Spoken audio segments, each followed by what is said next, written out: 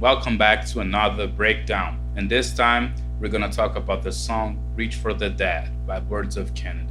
But before we do, let's talk a little trivia about this song. This is the second track featured on their last album called Tomorrow's Harvest. It was released in 2013. This song actually presents us to the main theme of the record, this kind of a sinister, kind of a horror soundtrack. You could really see the sounds of movies like the Trilogy of the Dead by George Romero, specifically The Day of the Dead, which was composed by a guy named John Harrison, which really resembles the sound that the Birds of Canada are using in this whole record. But also names like John Carpenter, Fabio Frizzi, Mark Isham, who did the Hitcher soundtrack.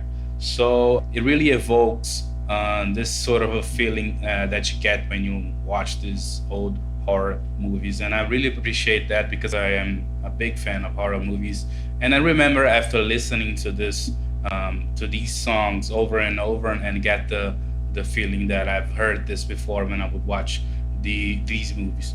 So yeah, this is about the mood of the track as I presented you guys. We're gonna now dive into the song and try to find out what they did to achieve that feeling, to get where they did, you know? And yeah, let's go.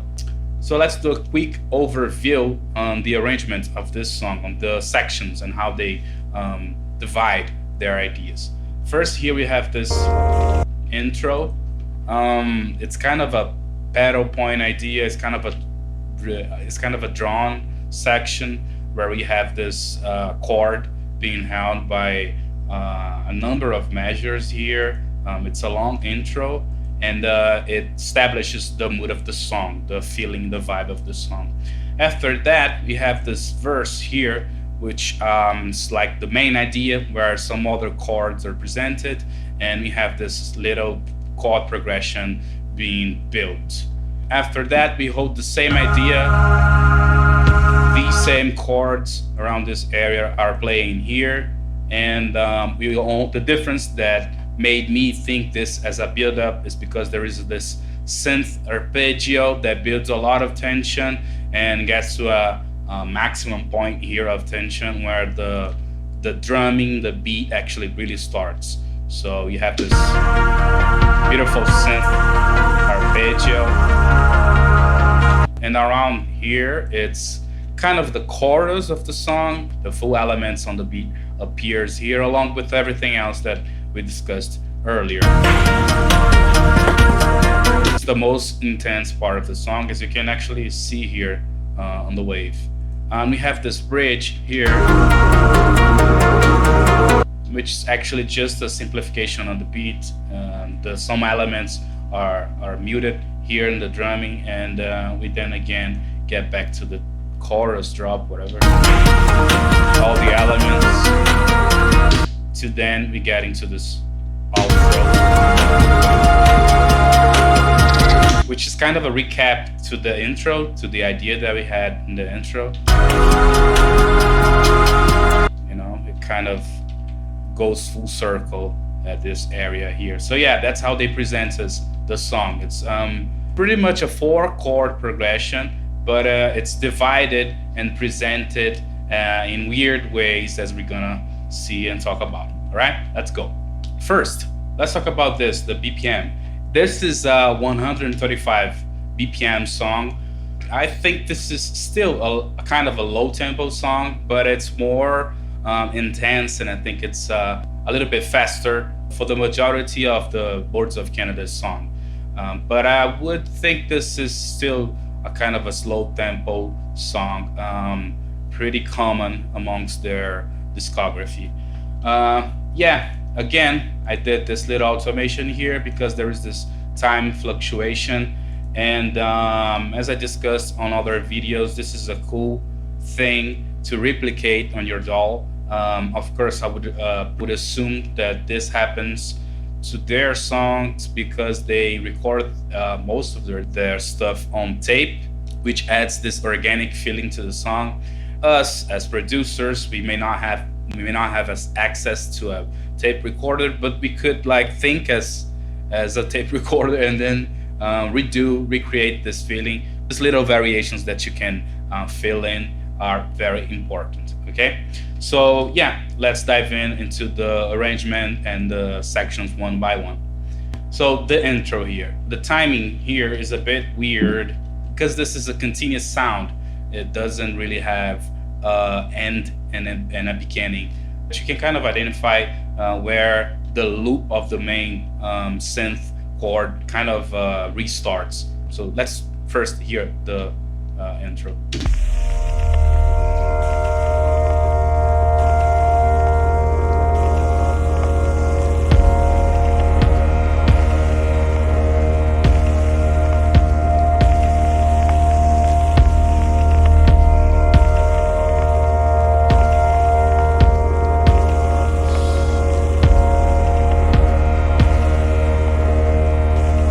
So yeah, we have this main synth doing this long chord. We're gonna talk about the notes that are present here, but I'm seeing this as a loop around this area here. Although this one, we wouldn't have the first bar here, this first measure, because I think it's cut. Because you can see how it starts, the kick. I think there is a kick here, a tail of a kick. It's not really the head of a kick, the poignant attack of the kick. So I think it's missing that first measure, and then it starts here, and then it's gonna loop around this area here. It's restarting. It's not so precise as it's showing there in the grid, but it's close. Then another loop. You see there, I'm looping it myself, and it's flowing all right. So yeah, and although it's a simple idea, I would say, I don't know, there are a lot of things happening around this area, and we're gonna talk about them. I have this recreation here, as I always do. Let's talk about the chord that it's being held in this area. We have here a D sharp, another D sharp, an A sharp, a C sharp here. We have an F, and we have an A sharp. This F here could be seen as an E sharp, if you would argue that this song is in the key of D sharp minor, because the D sharp minor scale would be D sharp, E sharp, F sharp, G sharp, A sharp, B natural, C sharp, and D sharp again. All right, which are the notes that are present in the whole song, as we're gonna check a little bit later too.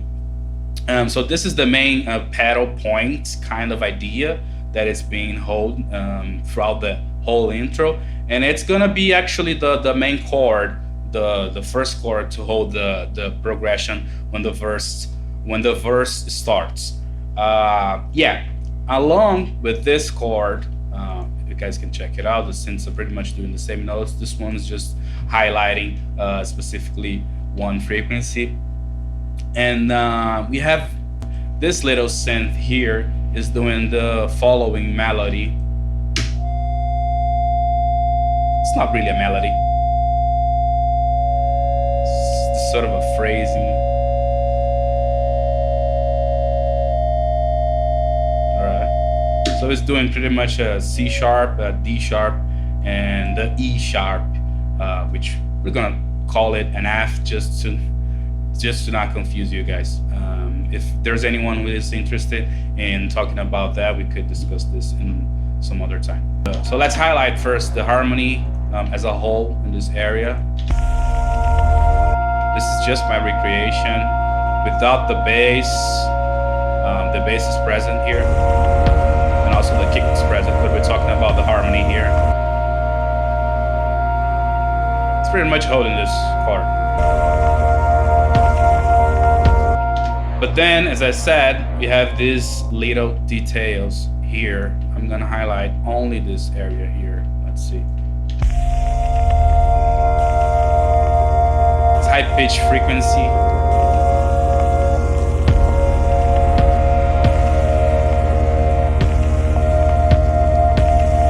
also have this low frequency here, which is building up and building down. I did this automation, this gross automation, just because I was lazy to not configure the attack, delay, release of this synth here. I did this just to, you know, give the general idea, so it would sound something like this if I highlight it. Here it comes. This low frequency is gonna rise up. Highlighting it. You also have this one. It's just a low frequency underneath everything, and this is pretty present. This constant, which is actually doing an F. So yeah, that's pretty much the harmony. Doing these little movements to keep things interesting. Just my recreation. All right. But in this area here, we also have the bass. So let's listen now with the bass being on. I'm gonna actually turn off this harmony and just play the bass part. So let's listen for the bass now.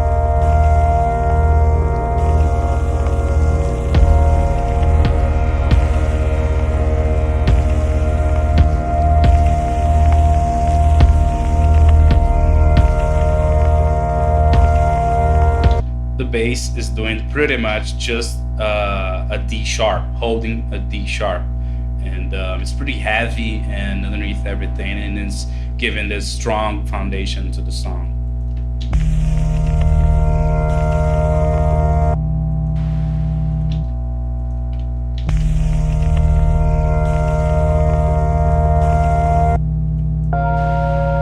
If I put it along with my recreation,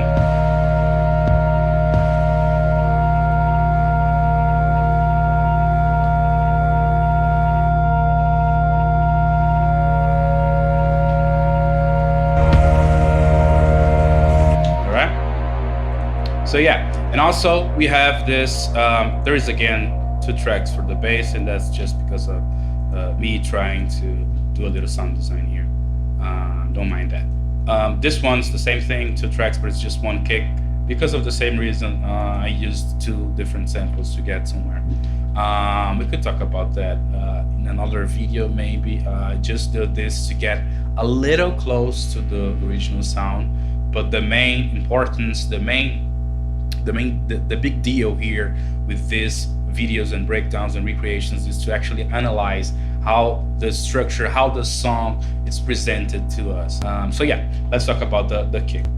The kick starts with this weird one here, which I think is the end of the first kick. We talked about that earlier. Then we have the real kick pattern, which is gonna be the same throughout the whole song pretty much, but they will obviously add some variations, as we will see and talk about.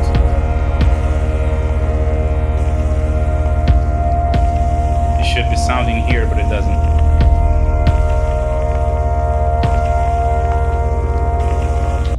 You feel that? That little absence of a kick sound there gives us a movement, a little anticipation to understand and to know what's gonna happen, man. That's really interesting. I'm gonna highlight it just a little bit here, just so you guys can hear it and listen to it with more of a clarity.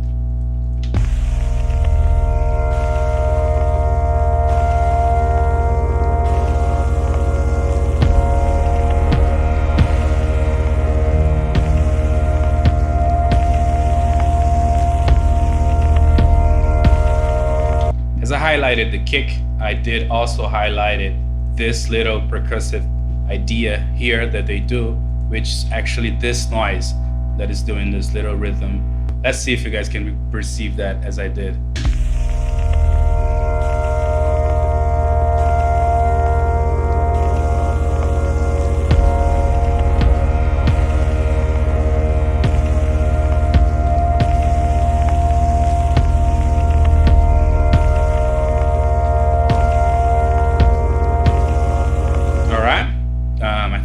pretty obvious, and when I highlight it, I think it gets even more obvious.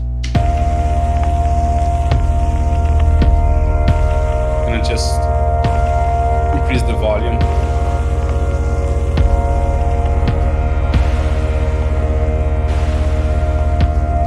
And also this noise has a little variation here at this area, as you guys can see here in the MIDI notation here, which is this area.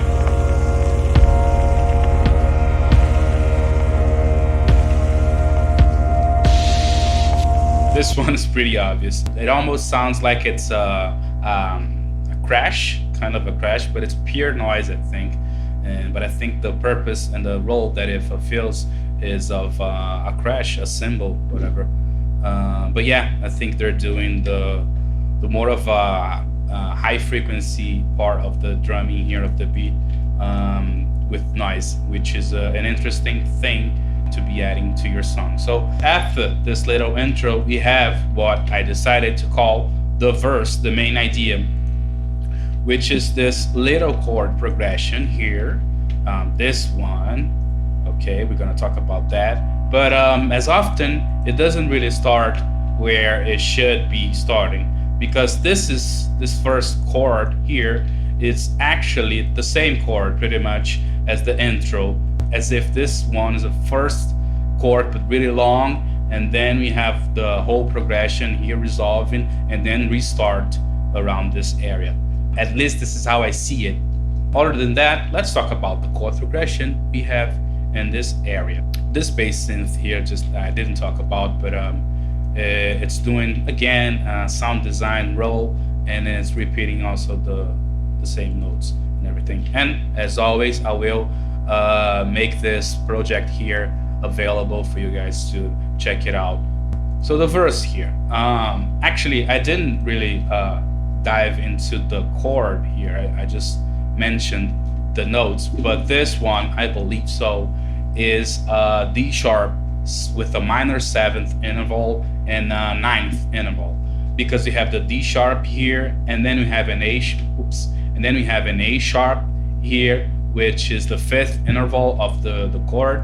Then we have the C sharp, which would be the minor 7th interval. Then we have the F, which would call actually an E sharp. That would make the 9th interval. And then we have again another 5th interval here, the A sharp. So that gives us this ambiguous chord. It's not really minor, it's not really major, but I would assume that, seeing the notes that are presented to us after this section, that this is pretty much the D sharp minor scale notes that they are using here. I don't know, you guys can argue something else, but that's what I perceived. So yeah, after we have this long chord here, this long D sharp chord here with the 7th and the 9th interval, we then see this other one here. The first one that we see here, it's composed of the notes G sharp, C sharp, another G sharp, another G sharp, and another G sharp. This song is really hard to pinpoint all of the notes that are being played, because it's so muddy. The mix is so filled with a lot of sounds and a lot of synths that it's difficult to really catch what the chord is. But for me, this would be probably C sharp, I would assume. I'm not so sure, but as we can check it out here, the bass is doing C sharp, and just by playing along with the instruments that I have.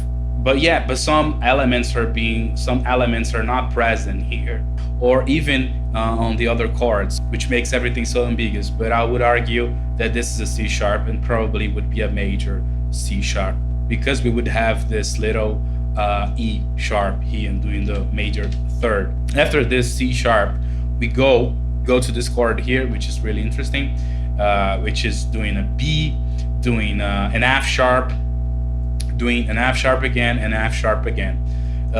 This one would give us a feeling, would give me a feeling that we're talking about B major. All right, the bass again is doing a B natural 2, but we do not once again have the third. I did a lot of chord progression, including the thirds, but it would always sound to me a little bit off. The third interval here would be the D sharp, so what gives us anyway a B sharp, a B major.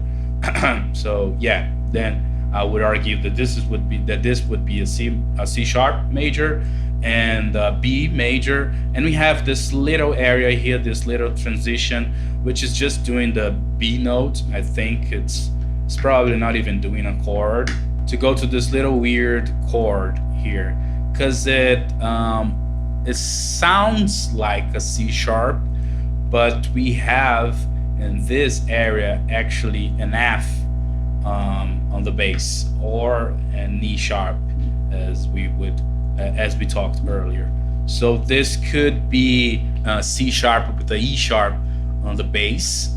That's the chord progression that I feel when I'm playing it, but I'm not so sure. So yeah, we dissected this chord progression here. The kick here maintains pretty much the same pattern as before, along with the noise that is fulfilling this percussive role.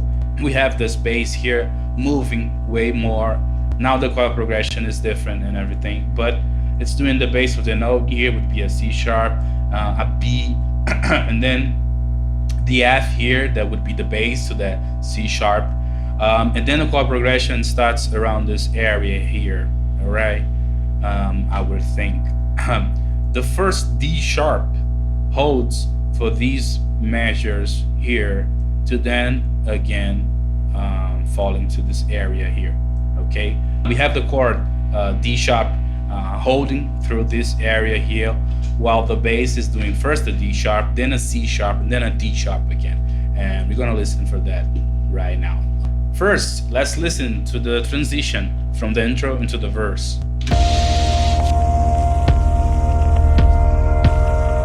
Around this area, the intro is gonna morph into the verse. It rises up.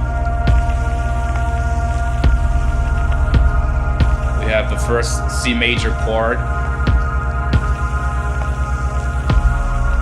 then a B major, the little transition with the B, and then we have another C sharp, I would think.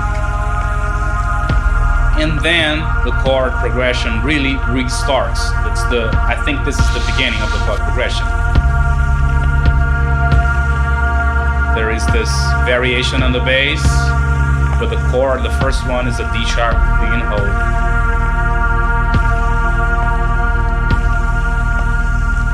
We get again into the C sharp,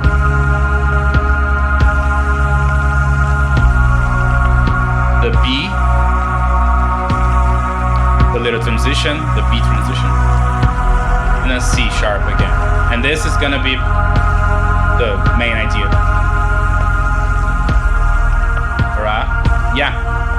So yeah, I think that's it. Let's talk about the bass here. Let's listen for the bass first. The first one, which is the C sharp. Then we're gonna have a B.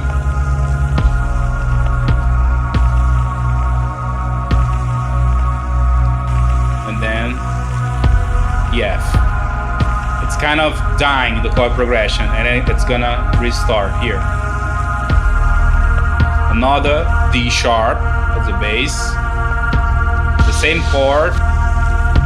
The bass then changes to a C sharp with the same chord. Another bass change to a D sharp. And it gets back to a C sharp. Let's mute this one.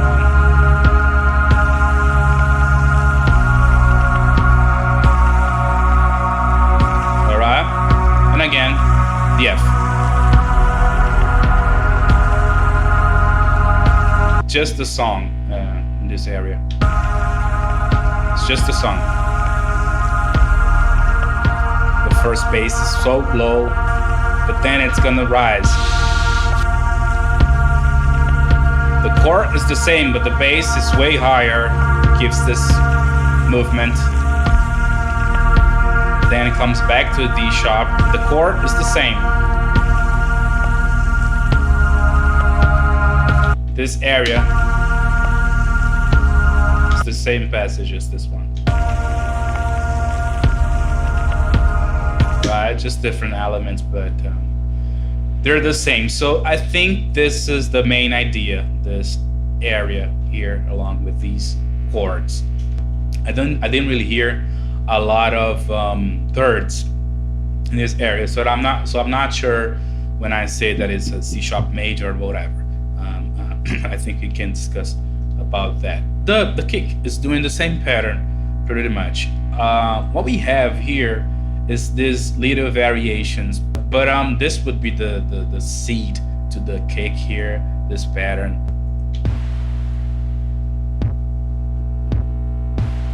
It's an ugly sound, I know, along with the song. Okay.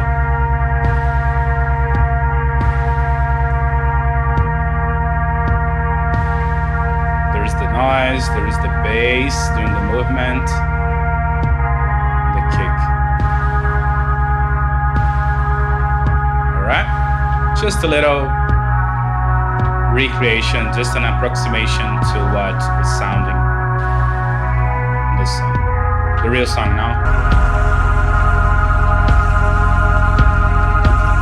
All right, so this idea, it's gonna be around here too, and it's just gonna repeat itself throughout the rest of the song.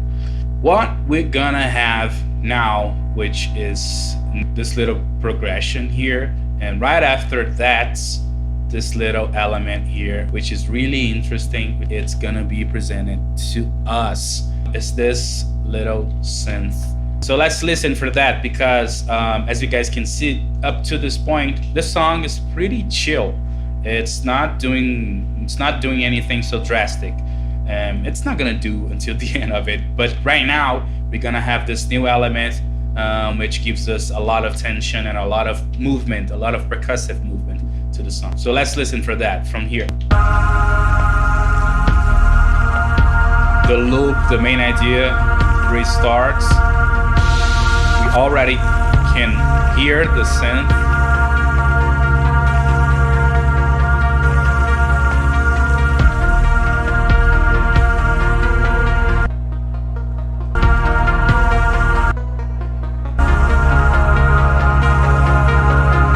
So cool, man. It gives us such a dramatic feeling to the song. It's amazing, man. Let's continue listening.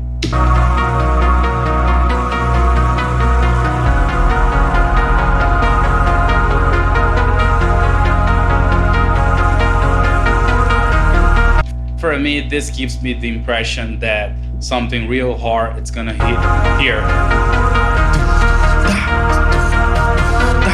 but it doesn't happen, and which is so weird. It actually happens in this measure here around this section, which are called the drop, and just because the whole drumming, the whole beat sounding full in this area. So we have this really beautiful build up to the drums, to the full drums, and it's so effective because it's so dramatic, and it's increasing so much the emotion to the song that you crave for that delivery, that you wanna listen to that kick, that you wanna listen to the snare hitting hard. Let's listen again.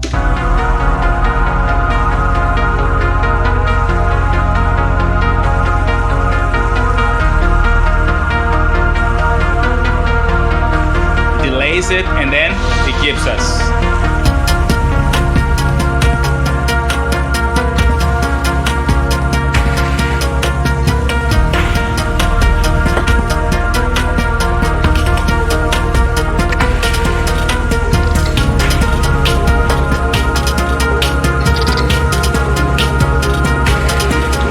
Yeah, but it already drops around this section here some of the elements that we see first. Here in this area, it's the first time that the snare is going to be present, it's going to be sounding, and a hi-hat, a conventional hi-hat, because this noise here could be like a hi-hat or a cymbal, whatever. So yeah, we have some other elements here to the beat. But other than that, we only have this synth arpeggio and the same chord progression, the same everything in the bass, and the kick is actually almost the same. So let's listen to what is new here. First, let's get back to this synth. I transcribed it as this little idea here. So let's listen to it isolated.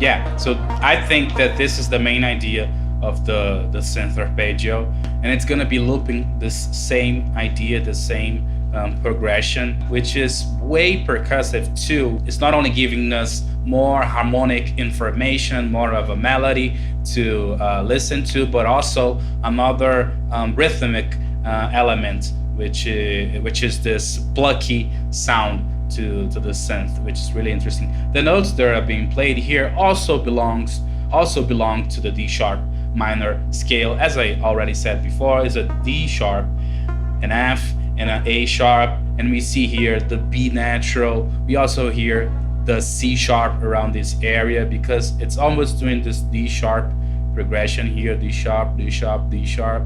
We have this little B to then fall to this C sharp progression here, C sharp major. So that would be the main idea to the pluck to this percussive synth sound. So let's listen to it now along with the original song.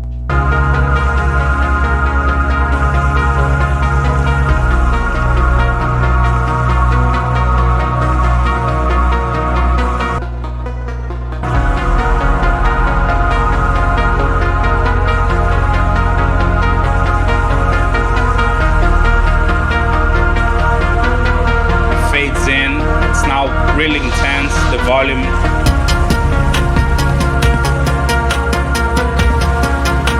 I think it's at its peak around this area,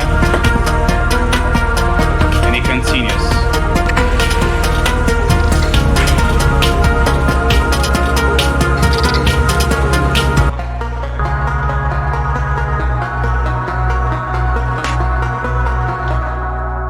All right. Now I have the snare and a hi-hat that we're gonna be talking about. So, as I was saying, we have this build-up around here.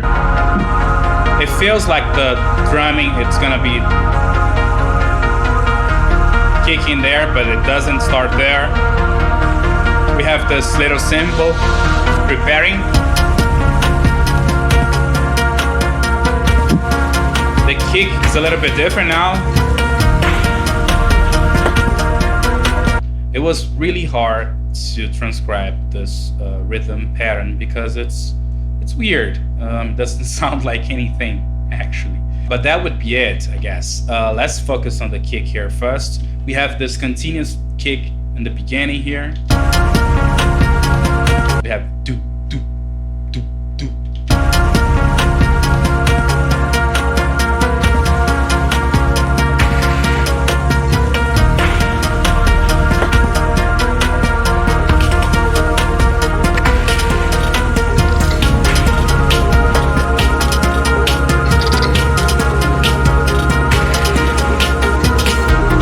So as you guys can check it out, it's a bit weird. I'm gonna highlight it now.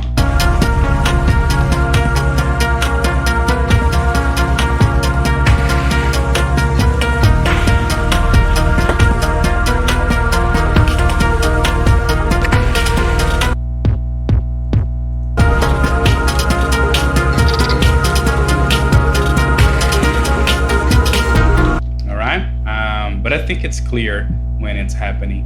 But he has this kind of a memorable rhythm. You can get a little bit disoriented by the way the kick hits, but you also get this movement, this feeling that the groove is going somewhere, that something is movement, that something is moving, that's giving you this feeling of this feeling of a rhythm happening. The snare complements the kick really well. Let's now focus on that. I'm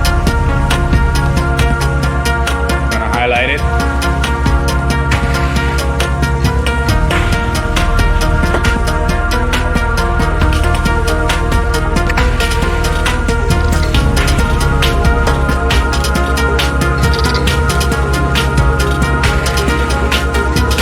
So the snare is a pretty simple pattern. The main idea, I think, to the snare is to do this question and answer rhythm. And also the sound design varies a lot. I think we have a snare, but we also have this clap happening. Let's listen for that. Snare, clap, snare, clap. Also, a lot of different sounds popping, but the snare, the main rhythm is this one here.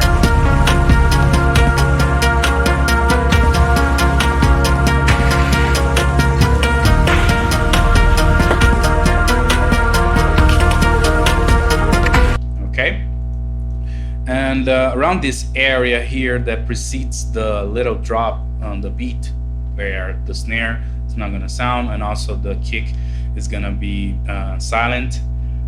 We have this little thing here, which is another snare doing this more of a noisy, more of a high frequency snare sound. Let's try to check that out. Starts now.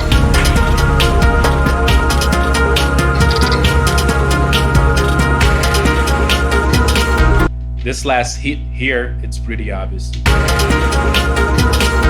Okay, it's way higher in pitch, I think, and there's a lot of noise too. Let's try to highlight it.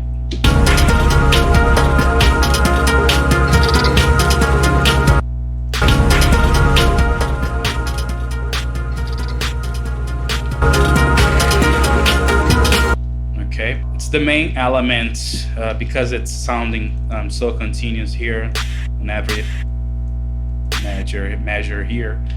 Gives us this kind of a drum fill idea to this area here to then get to this part here. But also, along with the snare, we have the hi-hat for the first time here.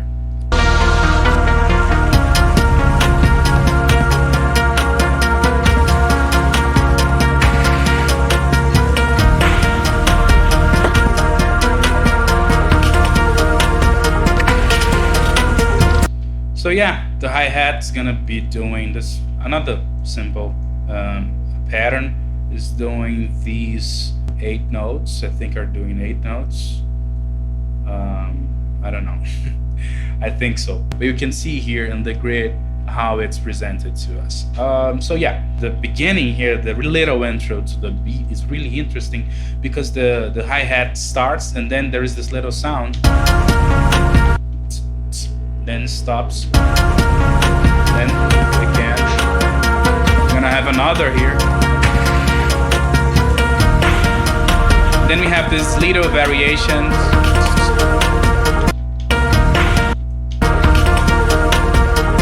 Another, then another. Almost like, it's almost this variation that we hear nowadays in trap and whatnot. But this just goes to show how they like to add variation to the simplest, to the tiniest details on their songs, on their arrangements. Let's highlight it and listen to it, and it's gonna be the only element that it's gonna be sounding present on this section here, which is this little bridge that I called.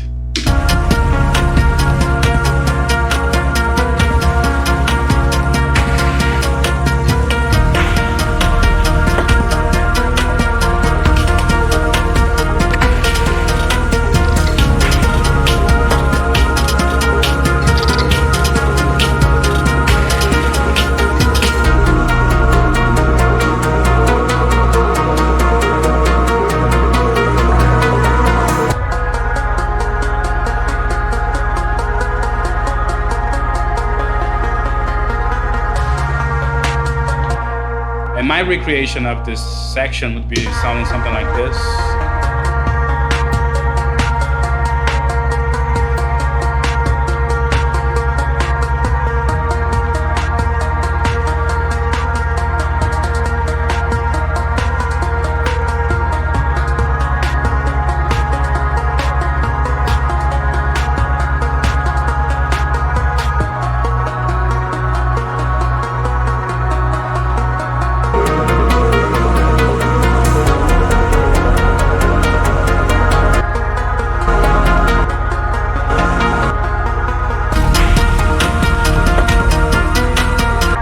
The drop. This area here is pretty much doing the same as before, but now the drumming, the beat gets really busy, gets really noisy, and then there are lots of elements. I didn't really transcribe everything because honestly this was a real headache to me.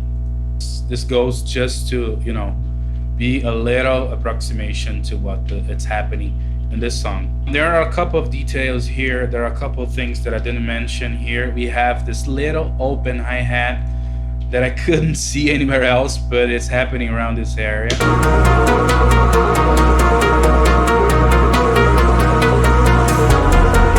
Check that out, it's interesting. As I said, man, these little things, they add up. I don't know, they get into your brain or something and it makes you, I don't know, interested in the song and everything. And also we have this little sample here, this little vocal sample. It wouldn't be a Words of Canada song without a weird cryptic vocal sample.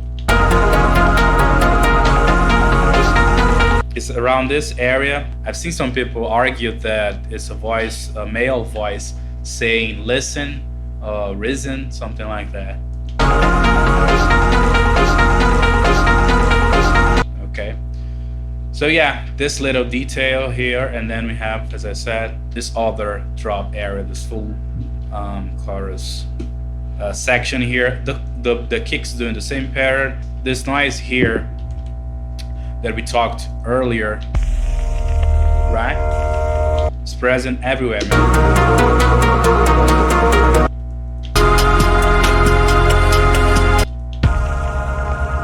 It's everywhere, this noise here, and it gives this warmth to the mix, to the song, you know, this organic vibe too, and it makes everything kind of glued together because of this noise. It's another trick, it's another idea that you guys can make your own. We're gonna only have a little variation around this area here, which is the outro, but we'll talk about that in a moment. Actually, we're gonna talk about that right now. Just to reinforce it, the bass is doing the same chord progression as we spoke previously. So yeah, everything all together. The rhythm section now is so noisy, so busy. And then we have this outro. Starts around this area. The rhythm is dying a little bit. We have the synth rising.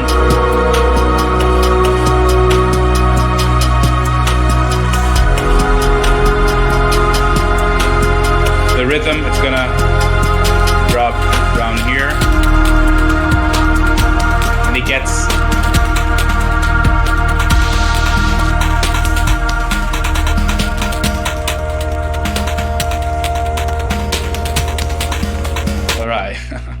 okay, this is a complex song. There are still some elements that are gonna be around this area too. I decided to call this an outro because around this area here, we listen, we hear a new element, a new synth, okay? I'm gonna try highlight it.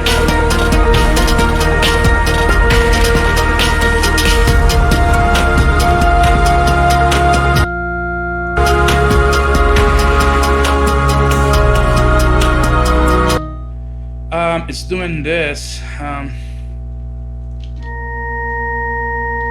It's doing the A sharp to then the F, which would be in E sharp 2, the C sharp, and then a D sharp, and then it dies at this G sharp here.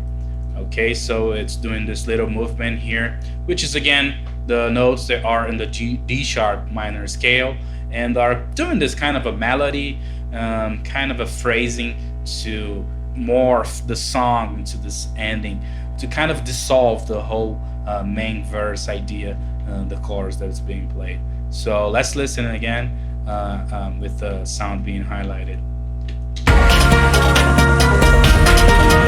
It rises.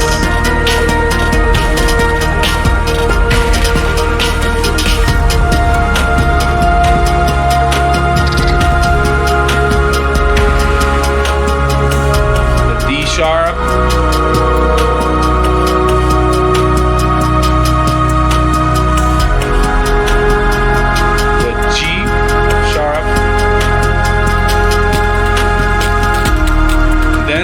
Just the chord, the D sharp chord,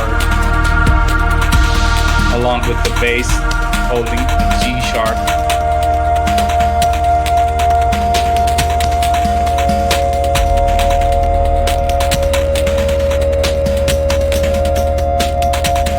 Yeah.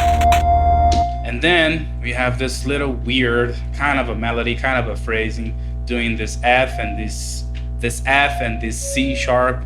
And also, again, a recap on that low frequency that we listened to it before. That is actually doing a D sharp. So we're gonna listen to it, just the song now.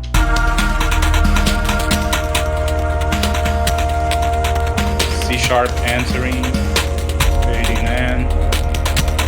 The low frequency also playing. Again, I'm gonna highlight it.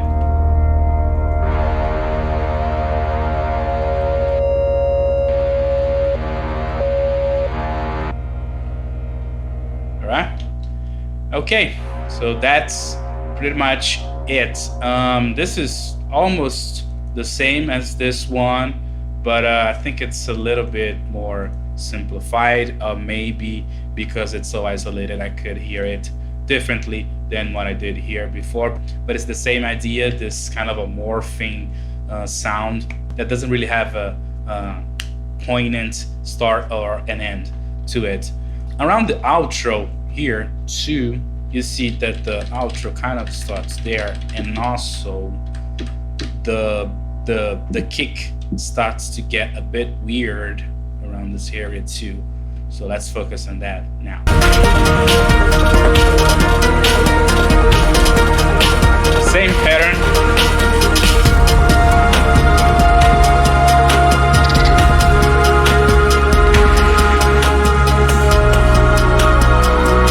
It gets a little bit weird, and also the sound of the kick is gonna drop a lot of low frequency. It's gonna be this filtered sound, and I think they're gonna be using some form of bit reduction to the sounds of the drumming, to the sounds of the beat, because it gets a lot more crunchy, as if it's losing its definition somehow.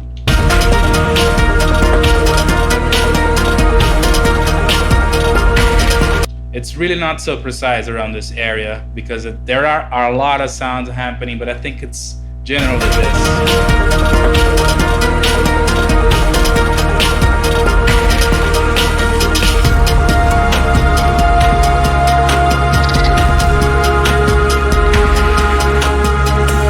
Now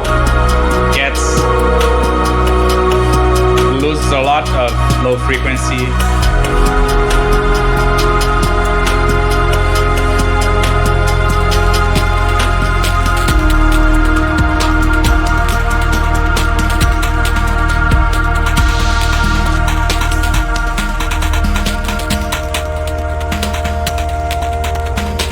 Bit reduction part is around this area here. It gets almost like this indistinguished noise. Alright. So I didn't really replicate this area so much, but you know, it's a general idea. And also we have the snare here, which is doing pretty much the same.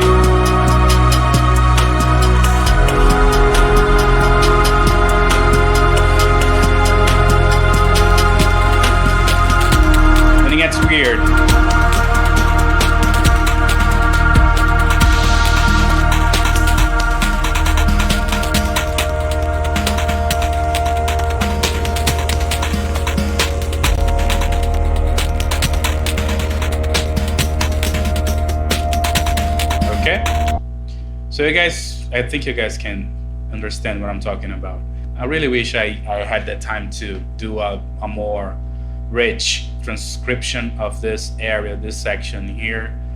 Maybe in the future, but I thought that the main idea was captured. So I think that's it for this song. This is my little analysis, my little breakdown to Reach for the Dead.